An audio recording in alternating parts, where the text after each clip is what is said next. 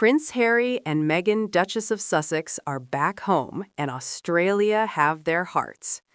There are moments that feel big, loud, and impossible to ignore.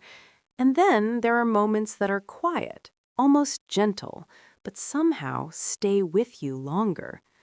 What we just witnessed with Prince Harry and Meghan, Duchess of Sussex, in Australia is a rare blend of both. Because yes, their 4-day visit carried energy, it carried visibility, it carried that unmistakable sense that wherever they go, attention follows. But beyond all of that, there was something deeper happening, something more grounded. It was about connection. Not the kind you force, not the kind you stage, but the kind that happens naturally when people show up as themselves and allow others to meet them there. From the very beginning of their visit, there was a warmth that felt undeniable. It wasn't overwhelming or chaotic. It didn't feel like spectacle for the sake of spectacle. It felt intentional. It felt present. Every interaction, every moment, every exchange carried a quiet sense of purpose. And that matters more than people often realize. Because in a world where so much can feel manufactured, authenticity stands out immediately. You don't have to explain it. You don't have to prove it. People just feel it. And that's exactly what happened throughout their time in Australia.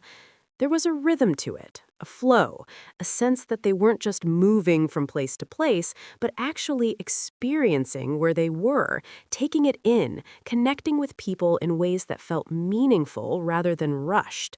And people responded to that. Because when someone shows up with that kind of presence, it invites others to do the same.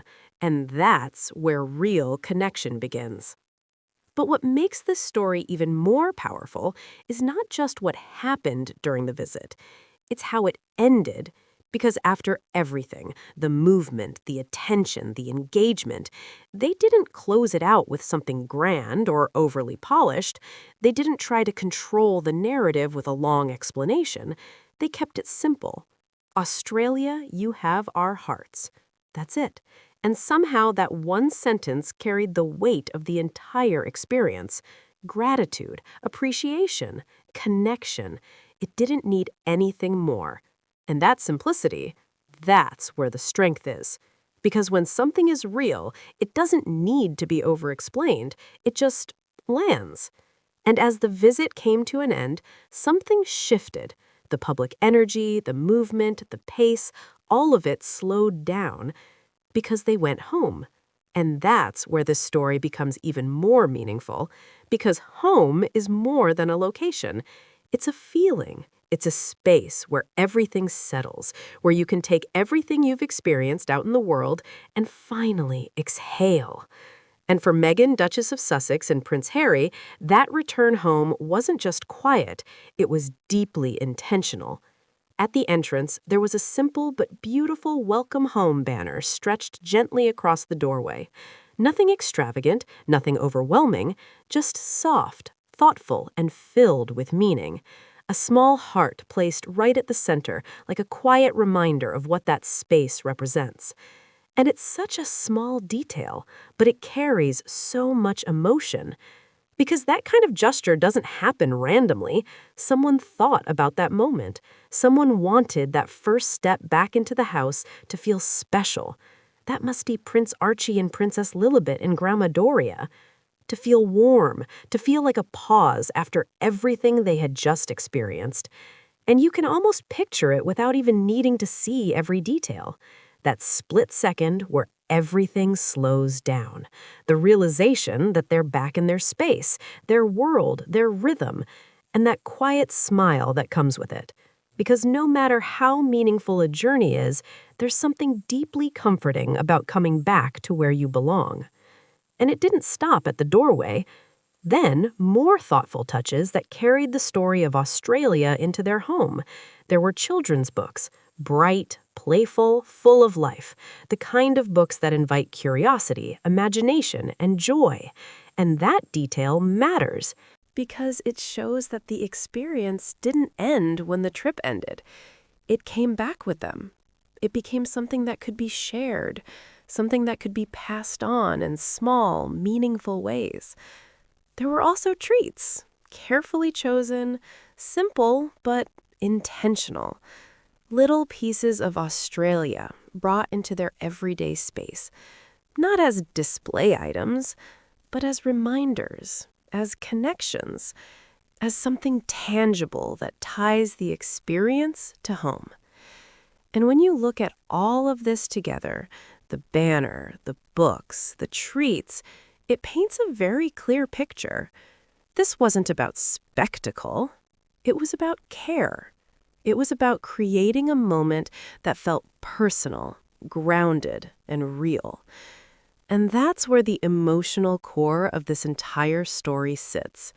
Because behind everything, the visibility, the global attention, the conversations, there's a life being built, a home filled with intention, a space where moments like this carry real meaning, where the outside world can exist, but doesn't define everything. And that balance is powerful.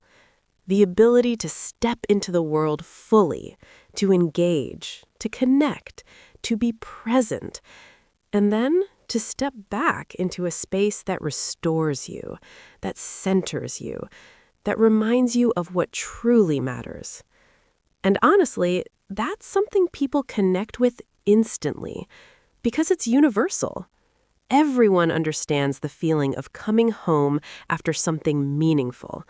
That shift from movement to stillness, from noise to quiet, from giving your energy to the world to receiving it back. And in this case, that transition is expressed in the simplest, most human ways. A banner at the door, a few thoughtful gifts, a space prepared with care. No need for excess, no need for performance, just intention. And intention always speaks louder than presentation, because it's not about how big the gesture is. It's about what it represents. And what this represents is something deeply grounded: connection to family, connection to home, connection to the moments that don't make headlines but matter the most. And that's what makes this resonate so strongly. Because while the world may focus on the public side of their journey, this moment brings everything back to something personal, something real. It shows that behind every appearance, every headline, every conversation, there's a life that continues beyond it. A life that values presence, that values connection, that values the small, meaningful details that often go unnoticed but carry the most weight. And there's something incredibly refreshing about that, because it shifts the focus. It reminds people that not everything has to be loud to be important. Not everything has to be dramatic to be impactful. Sometimes the most powerful moments are the ones that feel the most ordinary. And yet, somehow, those are the moments that stay with us the longest, because they're relatable, they're human, they reflect something we all understand on a deeper level. What makes this homecoming even more special is how it bridges two worlds so seamlessly. The experience in Australia doesn't just end at the airport or live in memory alone. It follows them back in the most thoughtful, tangible ways. Those small touches, like the children's books and carefully chosen treats, act almost like little storytellers. They carry the spirit of the journey into their home, turning something global into something deeply personal. It's a quiet way of saying that meaningful experiences aren't meant to be left behind. They're meant to be woven into everyday life. And there's something incredibly grounding about that idea, because while the world often focuses on the scale of where they go and who they meet, moments like this bring everything back to what truly matters. A home that feels lived in, a space that reflects care and intention, a place where even the smallest details are chosen with love. It's not about grandeur, it's about presence. And that presence creates an environment where memories aren't just remembered, they're relived in the simplest, most comforting ways. There's also a quiet sense of continuity in all of this. The visit to Australia may have been just a few days, but its impact doesn't feel temporary. It becomes part of an ongoing story, one that continues to evolve with each experience. And that's what makes it feel so authentic. It's not a series of isolated moments, it's a journey that builds on itself layer by layer. Each trip, each connection, each memory adding something new, something meaningful, something lasting. And in the middle of all that, there's a gentle reminder that life doesn't have to be divided into big and small moments. Sometimes the most powerful part of any journey is what happens when you come back, the way you carry it with you, the way it shapes your space, your routines, your perspective. And here, that's exactly what we're seeing, a return that isn't just about arriving home, but about bringing a piece of the world back with you and allowing it to live quietly within your everyday life. There's also something quietly powerful about how intentional this entire moment feels. Nothing is overwhelming, nothing is excessive, and yet everything carries meaning. The welcome home at the entrance sets the tone immediately, but it's what follows that deepens it. The presence of those Australian treats and children's books doesn't just decorate the space, it extends the experience. It turns a completed trip into something ongoing, something that continues to live within their home, rather than being left behind as a distant memory. And what stands out even more is how this reflects a very modern way of living and sharing experiences.